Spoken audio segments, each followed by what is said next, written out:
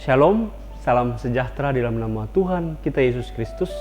Kembali kita berjumpa dalam program renungan harian dari Gereja Kristen Injili di Tanah Papua, Jemaat Efrata Wosi, Manokwari, Papua Barat. Sebelum kita membaca dan merenungkan akan kebenaran firman Tuhan saat ini, mari kita berdoa. Allah yang kami sapa dalam nama Bapa, Putra dan Roh Kudus Allah yang Esa, kami datang saat ini bersyukur di hadirat-Mu Tuhan, karena Tuhan sudah menyempatkan kami bersama-sama untuk menyapa pemirsa JFC TV dimanapun berada saat ini, untuk melakukan ataupun membaca akan kebenaran firman-Mu serta merenungkannya. Kuasai hati kami, pikiran kami, sehingga firman yang akan ditaburkan sebentar boleh menjadi bagian bagi hidup kami. Curahkan Roh Kudus-Mu bagi kami semua, di dalam nama Allah Bapa, Putra dan Roh Kudus Allah yang Esa. Amin. Baik pemirsa JFC TV dimanapun Anda berada, saat ini kita akan membaca kebenaran firman Tuhan yang saya pilih ataupun sesuai dengan pembacaan dari Sinode GKI AM di Tanah Papua, Gereja Kristen Injili Tanah Papua, yaitu dalam Ibrani 2 ayat 1 sampai dengan ayat yang keempat. Demikian firman Tuhan dengan perikop keselamatan yang besar. Karena itu harus lebih teliti kita memperhatikan apa yang telah kita dengar, supaya kita jangan hanyut di bawah arus. Sebab kalau firman yang dikatakan dengan perantaraan malaikat-malaikat tetap berlaku, dan setiap pelanggaran dan ketidaktaatan mendapat balasan yang setimpal, bagaimanakah kita akan luput jikalau kita menyanyiakan keselamatan yang sebesar itu, yang mula-mula diberikan oleh Tuhan dan oleh mereka yang telah mendengarnya kepada kita dengan cara yang dapat dipercayai, sedangkan Allah meneguhkan kesaksian mereka oleh tanda-tanda dan mujizat-mujizat dan oleh berbagai-bagai penyataan kekuasaan dan karunia Roh Kudus yang dibagi-baginya menurut kehendaknya. Bapak Ibu Saudara sekalian yang dikasihi oleh Tuhan, ketika kita bertanya, mengapa Tuhan memberikan manusia keselamatan? Saya yakin semua kita mampu menjawab pertanyaan ini. Ya, karena Tuhan mengasihi kita. Tuhan mengasihi manusia, sehingga Ia rela turun menjadi manusia untuk menyelamatkan manusia ciptaannya. Di dalam Yesaya 43 ayat 11 dikatakan di situ, Akulah Tuhan, tidak ada juru selamat selain Aku. Jadi tidak ada keselamatan melalui manusia. Hanya Tuhan saja yang mampu menyelamatkan manusia. Kita manusia telah berdosa kepada Tuhan. Harusnya kita mati. Di dalam Kejadian 2 ayat 16 sampai dengan ayat yang ke-17, di situ dikatakan, ada perintah Tuhan kepada manusia, jangan kamu makan semua pohon yang ada di dalam taman itu, boleh dimakan, tetapi buah pengetahuan yang baik dan yang jahat janganlah kamu makan. Sebab ketika kamu memakannya, kamu akan mati. Tetapi Bapak Ibu Saudara-saudara sekalian yang dikasihi oleh Tuhan, pada saat manusia itu Adam dan Hawa memakan, hari itu mereka tidak mati. Tetapi mari kita lihat firman Tuhan di dalam Kejadian 3 ayat 21. Di situ dikatakan, dan Tuhan Allah membuat pakaian dari kulit binatang untuk manusia dan istrinya itu, lalu mengenakannya kepada mereka. Di sini kita lihat ada kurban nyawa dan darah binatang untuk menutup aurat dan dosa manusia sementara. Mengapa saya katakan sementara, Bapak Ibu? Karena darah binatang tersebut hanya bersifat sementara.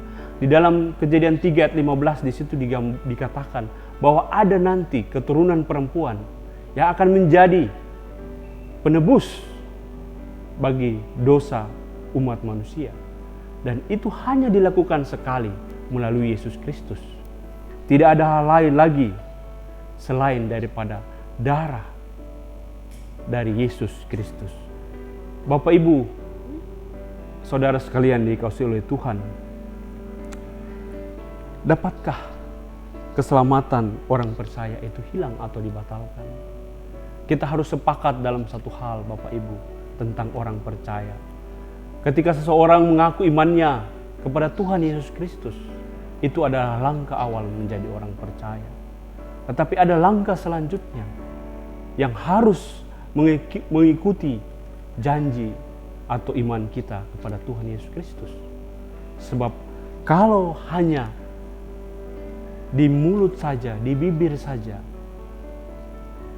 tanpa diikuti oleh tindakan yang nyata dalam kehidupan kita sehari-hari, berarti kita sama saja dengan pembohong. Di dalam Matius 7 ayat 21 sampai 23 di situ digambarkan bahwa bukan orang yang berseru-seru kepada Tuhan yang akan masuk dalam kerajaan surga, tetapi orang yang melakukan kehendak Bapakku di surga. Demikian firman yang Tuhan Yesus katakan kepada kita saat itu. Jadi Bapak Ibu yang dikasihi oleh Tuhan, kalau kita mengatakan bahwa kita mengenal Tuhan, tetapi tindakan kita, perilaku kita tidak mencerminkan orang yang percaya kepada Yesus Kristus, berarti dikatakan kita sama saja dengan pembohong. Di dalam 1 Yohanes 2 ayat 3 sampai 6. Di situ dikatakan 1 Yohanes 2 ayat 3 sampai 6. Dan inilah tandanya bahwa kita mengenal Allah, yaitu jikalau kita menuruti perintah-perintahnya. Barang siapa berkata, aku mengenal Dia, tetapi ia tidak menuruti perintahnya, ia adalah seorang pendusta, dan di dalamnya tidak ada kebenaran. Tetapi barang siapa menuruti firman-Nya, di dalam orang itu sungguh sudah sempurna kasih Allah. Dengan itulah kita ketahui bahwa kita ada di dalam Dia. Barang siapa mengatakan bahwa ia ada di dalam Dia, ia wajib hidup sama seperti Kristus telah hidup.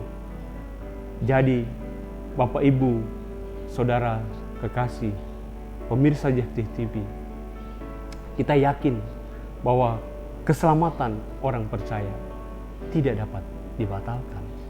Kalau kita setuju dengan arti kata orang percaya yang sudah kita katakan ataupun sudah kita jelaskan tadi. Oleh karena itu, Bapak Ibu yang dikasihi oleh Tuhan, ketika kita mengaku iman percaya kita kepada Yesus Kristus, itu harus diikuti oleh perubahan sikap kita, perubahan hidup kita di dalam kehidupan kita sehari-hari. Bagaimanakah kita kehilangan ataupun kita menyanyiakan keselamatan yang daripada Tuhan itu? Yaitu ketika kita hidup semau kita, kita hidup sesuai dengan keinginan kita, kita hidup tanpa memikirkan orang lain. Seharusnya orang yang sudah mengaku imannya kepada Yesus Kristus harus hidup seperti Yesus Kristus selama hidupnya. Dia telah memberikan contoh dan teladan bagi kita. Untuk itu, marilah sekalian, Bapak Ibu, Saudara sekalian, kita hidup setia kepada Tuhan, setia kepada firman-Nya, setia kepada tanggung jawab yang dibebankan kepada kita, setia kepada pasangan hidup kita. Di dalam Hosea 6 ayat 6 dikatakan bahwa Tuhan menyukai kesetiaan dan pengenalan akan Dia melebihi dari persembahan yang kita berikan. Kiranya Tuhan menyertai kita sekalian. Amin. Mari kita berdoa. Allah Bapa, Putra dan Roh Kudus Allah yang Esa, kami bersyukur Tuhan atas karya keselamatan melalui Yesus Kristus, Anak-Mu yang tunggal, bagi kami semua manusia yang mau percaya kepada-Mu ya Tuhan. Kami percaya ya Tuhan, bahwa apa yang menjadi keputusan Tuhan untuk menyelamatkan kami, sungguh baik adanya Tuhan. Terima kasih ya Tuhan, atas karya keselamatan itu ya Tuhan. Dan ajar kami untuk tidak menyia-nyiakan akan karya keselamatan itu ya Tuhan. Berikan kami roh kesetiaan, sehingga kami senantiasa setia dan taat akan firman-Mu Tuhan.